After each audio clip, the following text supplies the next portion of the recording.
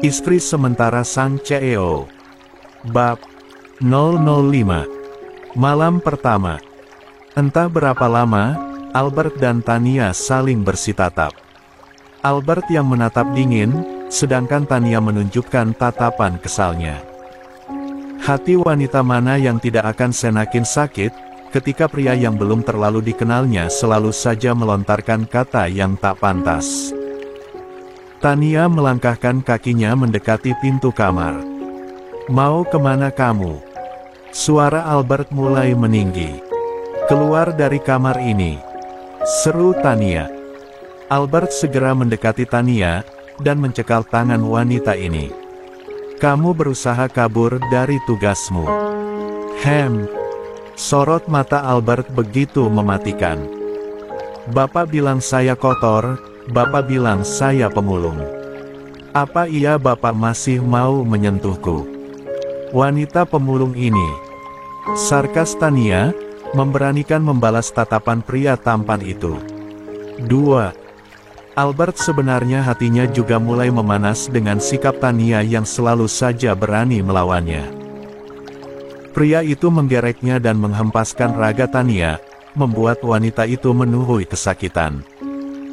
Albert berdecak kesal. "Sudah tidak perlu banyak menjawab lagi, setiap ucapan saya tidak perlu dijawab.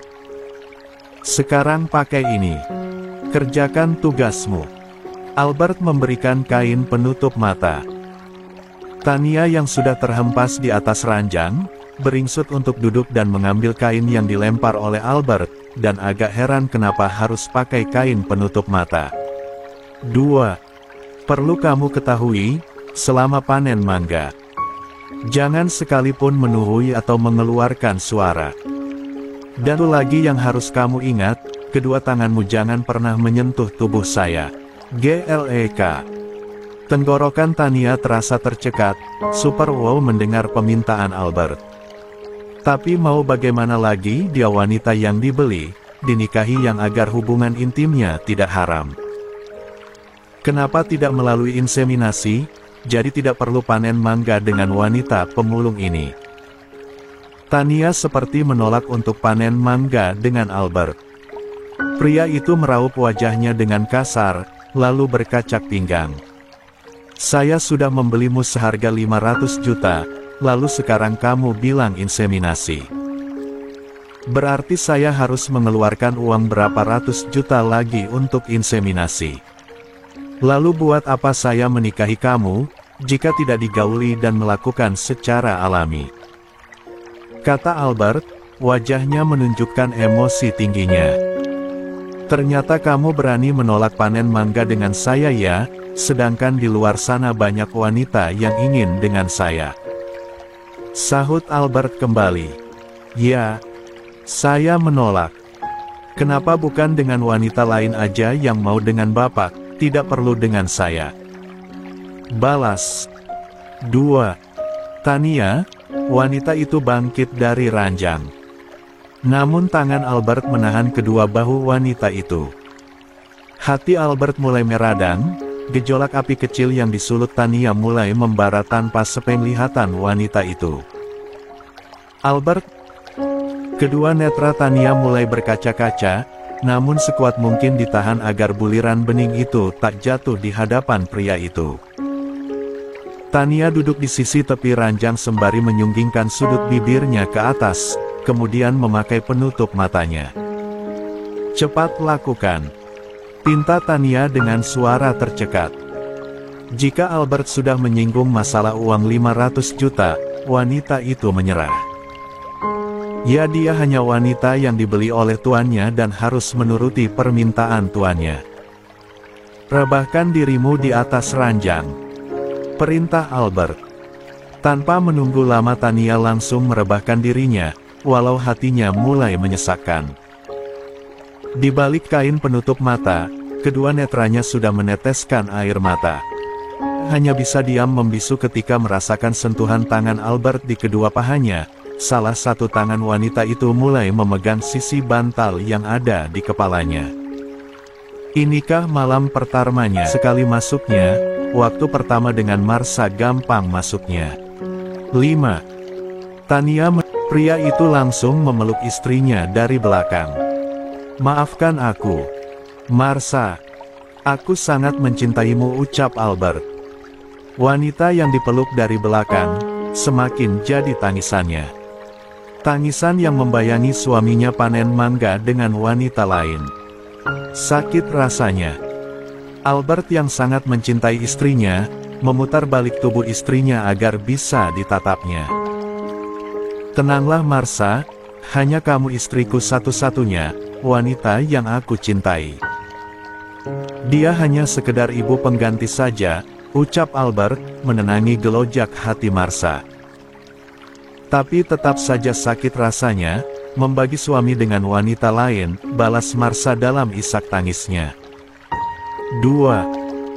"Marsa, aku hanya milikmu seorang," ucapannya sangat berbeda. Batin Albert 1.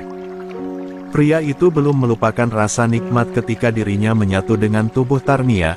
Ada sensasi yang berbeda lebih membakar semangatnya, ketika melakukan penyatuan dengan Marsa. 4. Esok hari. Wanita yang baru saja kehilangan mahkotanya masih tergolek lemas di atas ranjang kecil. Wajahnya terlihat sembab akibat menangisi dirinya semalaman. Waktu sudah menunjukkan jam 7 pagi, namun wanita itu enggan membuka matanya, begitu juga untuk mengerakkan tubuhnya. "Tok, tok, tok. Tania," panggil seseorang dari luar pintu kamarnya. Bunyi ketukan pintu masih saja terdengar jelas dan berulang kali, serta nama Tania yang selalu dipanggil. Wanita itu masih bergeming di atas ranjangnya. Bu Mimi yang berada di luar pintu kamar tampak cemas, karena pintu kamar Tania tidak dibuka juga, dan tak ada sahutan dari dalam. "Ambilkan kunci cadangan," pinta Bu Mimi kepada salah satu maid. Orang yang diperintahkan segera mengambil kunci cadangan. Tak lama kemudian maid tersebut kembali menghampiri Bu Mimi dan memberikan kunci cadangannya. Ceklek. Pintu kamar Tania berhasil dibuka. "Tania," panggil Bu Mimi. Wanita parubaya tersebut mendekati ranjang. "Tania," kembali lagi Bu Mimi memanggil, namun sekarang sambil menggoyangkan bahu Tania, pelan. Badannya agak panas, gumam Mimi. "Sur, tolong bikinin teh manis hangat dan ambilkan sarapan buat Tania," perintah Mimi. "Baik Bu." Sur bergegas menuju dapur. "Tania," Mimi masih berusaha membangunkan Tania. Dan hal itu membuahkan hasil, wanita itu mulai menggerakkan kedua bola matanya, lalu mengerjap-ngerjap. "Bu Mimi," ucap Tania, suaranya terdengar pelan dan parau. "Terpaksa saya masuk pakai kunci cadangan, karena sudah mengetuk pintu beberapa kali tapi tidak ada jawabannya." "Ternyata kamu sakit."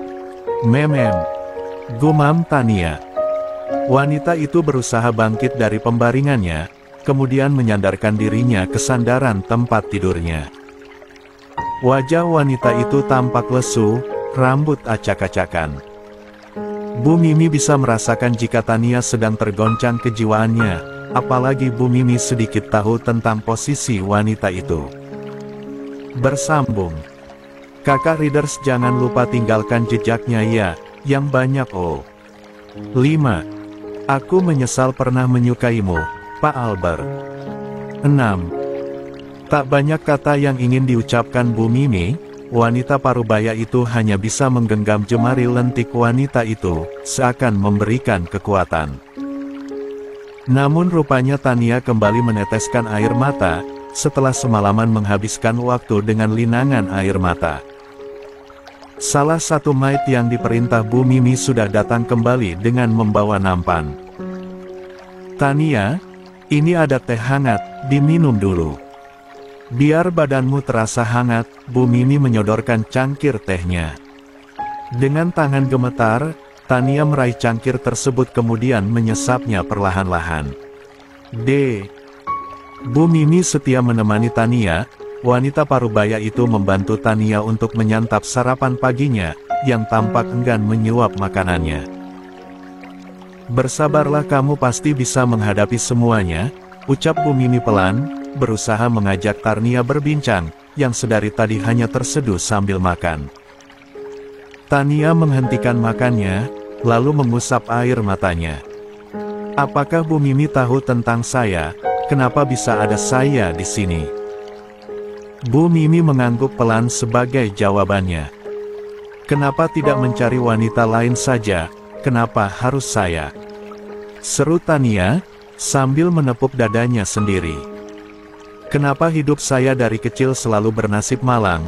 Memang tidak bolehkah saya bahagia?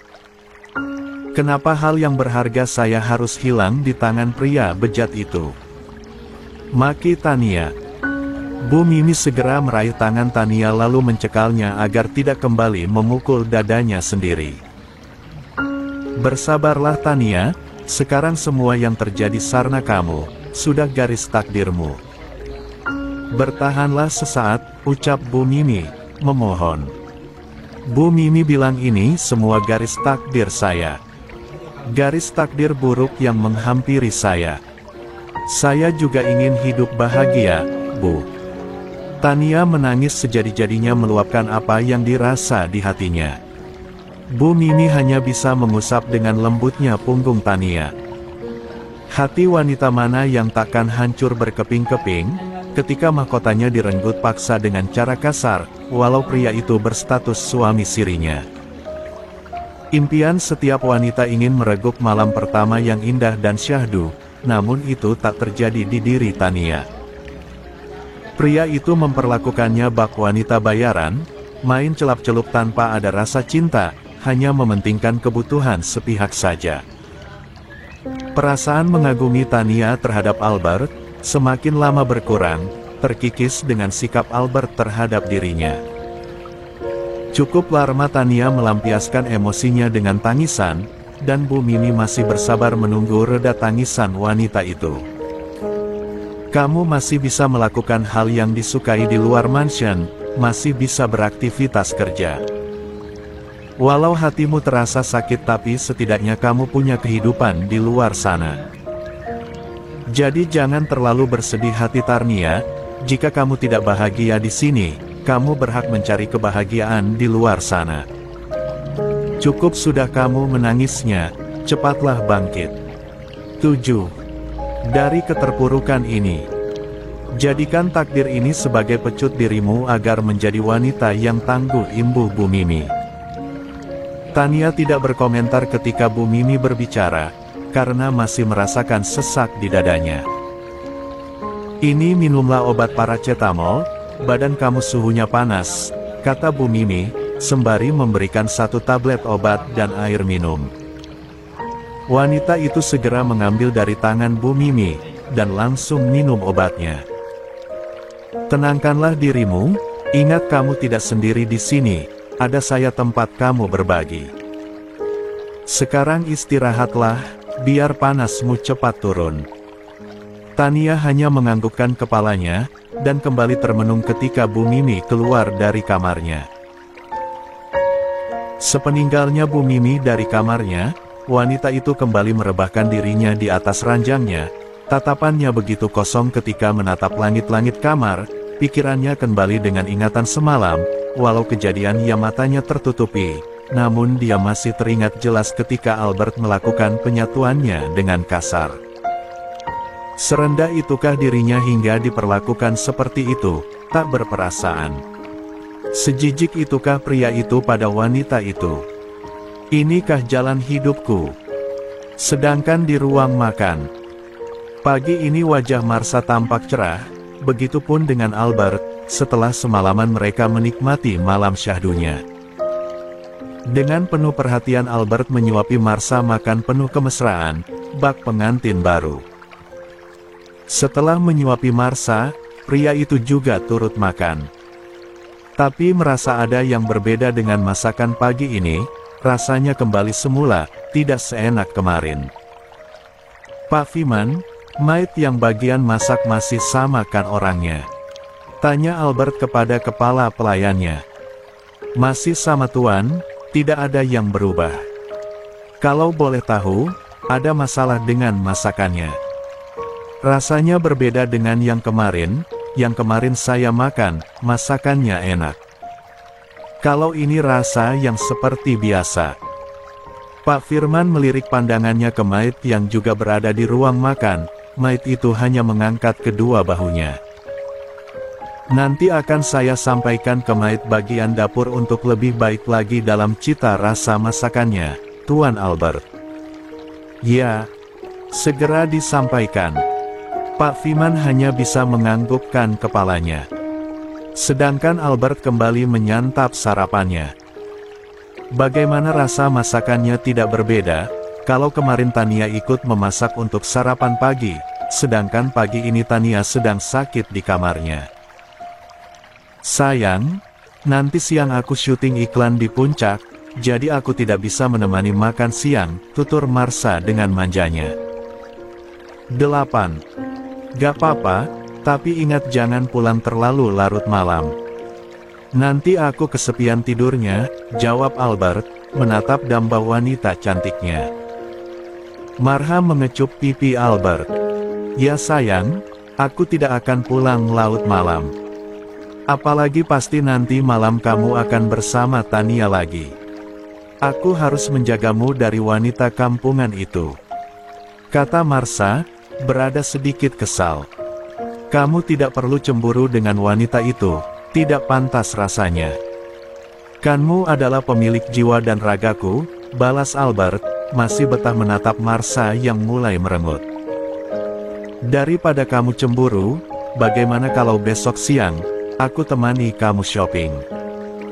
Bukankah kamu sudah lama tidak beli tas baru? Albert membujuk, agar istrinya tidak terlalu memikirkan Tania. Sungguh senang sekali ketika telinga Marsha mendengar kata-kata shopping. Benarkah Kak Albert mau mengajakku shopping? Aku boleh membeli apapun yang aku mau. Tanya Marsha dengan mata yang berbinar senang. Lia, kamu bebas belanja apapun, untuk istriku tercinta. Marsha langsung memeluk suaminya. Makasih, sayang. Wanita mana yang tak menolak diajak shopping oleh suaminya, walau hati jengkel, tapi rezeki tidak boleh ditolak. Tapi miris sekali lihatnya, yang satu sedang kesakitan di kamar, sedangkan yang satu terlihat bahagia walau ada kesedihan di hatinya. Selesai menikmati sarapan, Albert langsung berangkat ke perusahaannya. Sedangkan Marsha ditemani Giselle menuju kamar Tania. Istri pertama Albert langsung mendobrak pintu kamar Tania yang tidak terkunci. Wanita itu menyeringai tipis ketika melihat Tania yang masih tidur. Dengan salah satu kakinya, wanita itu menggoyangkan tubuh Tania. Pelacur bangun lo. Enak banget udah jam 9 lo masih tidur, bentak Marsha. Nyonya Marsha banguninnya kurang kalau pakai kaki, mending disiran aja, tercetus ide Giselle. Boleh juga ide kamu, cepetan ambil air seember, perintah Marsha. Baik Nyonya, Giselle segera mengambil air seember dari kamar mandi yang ada di kamar Tania. Cepat siram. Kembali memerintah Marsha. Biur. Tubuh Tania sudah disiram dengan air seember ukuran sedang, membuat wanita itu tiba-tiba gelagapan bagai orang yang tenggelam di kolam menang. 2. Tolong. Ucap Tania dengan rasa terkejutnya dari tidurnya, sembari mengusap wajahnya dari guyuran air. Kemudian kedua netranya menatap Marsha dan Giselle yang sudah berkacak pinggang. Tolong apa? Dasar pelacur gak tahu diri, sudah jam 9 masih enak-enakan tidur. Maki Marsha. 9. Keadaan tubuh Tania sudah kuyup, begitu juga dengan ranjang kecilnya, ikutan basah, setelah diguyur oleh Giselle. Pelacur. Kok malah diam aja? Lo jangan mentang suami aku udah campuri lo semalam, jadi merasa seenak dengkul lo aja ya di sini. Kembali memaki Marsha. Giselle tampak senang melihat Tania dicaci maki oleh Marsha. Tania menatap nanar wajah istri pertama Albert, belum usai rasa sakitnya karena Albert, sekarang dirinya dicaci maki dengan kata pelacur oleh istri pertama Albert. 1. 10. Marsha mendekati Tania yang masih terdiam dalam duduknya di atas ranjang basahnya. Tangan wanita itu mulai mengapit dagu Tania begitu kencangnya. Ingat aku baik-baik Tania, aku adalah istri sahnya Albert, dan kamu tidak lebih seorang pelacur untuk suamiku, agar hamil. Jangan pernah mencari perhatian dengan suamiku baik di mansion atau di kantornya. Caci maki Marsha. 2. Setelahnya Marsha mendorong bahu Tania, hingga punggung wanita itu tersentak ke headboard ranjangnya. Suhu tubuhnya yang masih panas, kepala pusing, ditambah badannya basah, membuat wanita itu tak bisa berkutik atau melawan wanita cantik yang berdiri di sisi ranjangnya. Untuk mengepalkan tangannya saja tak sanggup. Sepertinya saat ini alam sedang menyiksa dirinya bertubi-tubi, dan tak ada jedanya. Terima kasih Nyonya, telah mengatai saya seorang pelacur. Ucap lirih Tania. Wanita itu berusaha menatap wajah Marsha, dan tidak meneteskan air mata, walau dada rasanya sangat sesak bagai dihimpit tembok dari dua sisi. Jangan sok memelas wajahnya, aku tidak akan pernah mengasihimu. Aku hanya memperingati batasan yang harus diingat. Aku tidak mau kamu lama-lama tinggal di sini. Cepatlah hamil dan melahirkan anak suami aku. Setelahnya pergi jauh-jauh dari hadapan kami berdua. Istri mana yang mau berbagi suami dengan wanita lagi, begitu juga aku. Masih tampak geram Marsha. Pelacur. Tetaplah pelacur. Bentak Marsha sambil lalu, kemudian keluar dari kamar Tania, diikuti oleh Giselle. 2. Tania menengadahkan wajahnya ke atas, agar air matanya tak jatuh. Rasanya tidak perlu lagi dia menangisi, sungguh hari ini dia terasa lelah. Lelah fisik dan batin. Tak lama wanita itu beranjak dari ranjangnya yang basah, dengan langkah lunglainya dia mengganti bajunya yang turut basah juga. Ya Allah, kuatkah aku menghadapi cobaan ini? Siang hari, Bu Mimi sengaja kembali masuk ke kamar Tania, untuk mengecek keadaannya. Tapi yang dia dapatkan Tani sedang tidur di atas lantai tanpa alas apapun. Tania, kok malah tidurnya di lantai? Tanya Bu Mimi. Mendengar ada suara Bu Mimi, Tania membuka kedua matanya, lalu bangkit dari rebahannya. Maaf Bu Mimi, ranjangnya basah, saya gak kuat buat angkat kasarnya. Jadi terpaksa saya tidur di lantai, jawabnya terdengar lemah. Bu Mimi mengecek ranjang. Astaga, kenapa bisa basah begini Tania? Tadi Nyonya Marsha dan Giselle membangunkan saya dengan menyiramkan air seember. Bu Mimi, jawab Tania apa adanya. Bu Mimi hanya bisa menuhui panjang mendengarnya. Sebaiknya kamu makan siang dulu di dapur, sudah saya. 11. Siapkan. Untuk kasur kamu, nanti saya minta tolong diangkat untuk dijemur dulu.